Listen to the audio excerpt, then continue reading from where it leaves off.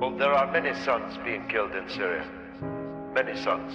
Every one of them is somebody's son. Whether they are on the side of the regime or on the side of the opposition to the regime. They are all sons of Syria, and their blood has been shed in the thousands by both sides. This is Achmed, 7 years of age, from Damascus, Syria, where rebels circulate. Lives with his parents and brother. They need to make a choice. Do they stay and defend or turn away? Supplies are low, it's either die or don't, so they decide to go and try and find a home.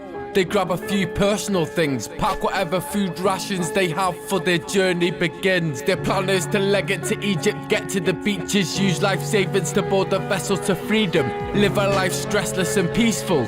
Plus dad has cancer and needs medical treatment.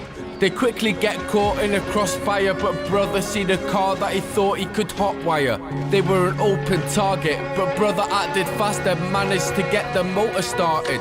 They kept moving and drive to the outskirts, but once again they got caught in a violent outburst. It was crazy to see.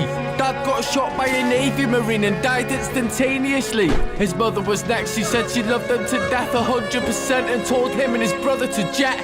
They ran 100 meters and heard the car exploding. Devastated, dropped to their knees, her heart was broken. They turned to Syria and burst in tears. They knew to escape this world of fear, they had to persevere. They can't go back cause of bombing and the militants, so they continue to wander in the wilderness. They keep walking and walking, their thoughts are distorted. Hard times, their misfortune is awful.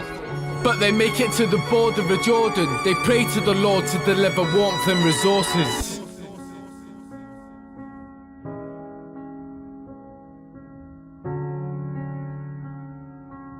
So what you're asking us to believe is that a revolution supported by McCain, by Lieberman, by Britain, France, America, Israel, Saudi Arabia and Qatar is a revolution for good, for haq. Is that what you're asking me to believe? Are you asking me to believe that McCain and Lieberman are now on the side of haq? Are you asking me to believe that Netanyahu is now on the side of haq?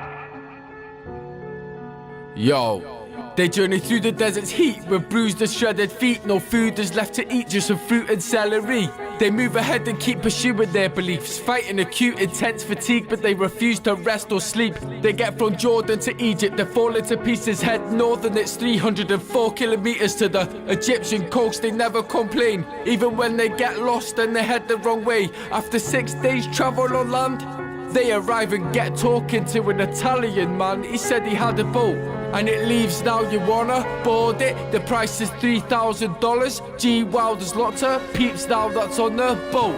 It was overly crowded proper. Achmed offers a pregnant lady a seat. Then they set sail across the Mediterranean Sea. 2 more days till they are at the shores of Greece. Achmed gazes at the stars and falls asleep. He drifts and wonders if his dreams will come true. He wishes to reach for the moon without the grief of the troops. He hopes to be meeting some new people at school. Wants to help others who have been through what he has been through. He had the upper hand now. Wants to stay out of trouble and vowed to make his mum and dad proud. But then he wakes up, the waves are huge and massive. They crash against the boat and he loses balance. A sudden nudge and he falls in the water. Brother lunges to grab him, but then he's pulled down by the undercurrent. Oxygen deprived from his lungs and brain, his diaphragm muscle breaks. He stops fighting and suffocates. His final heartbeat passes and it goes by. They found him south of Athens on the coastline.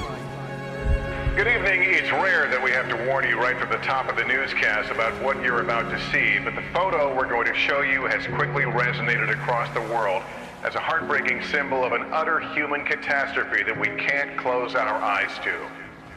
It is the image of a lifeless child in the arms of a rescuer on a beach, one of the thousands of migrants and refugees from the war-torn Middle East and Africa who have perished in a desperate attempt to find a new life in Europe. But even for those who survive, a rude awakening awaits in countries that are moving to close their doors.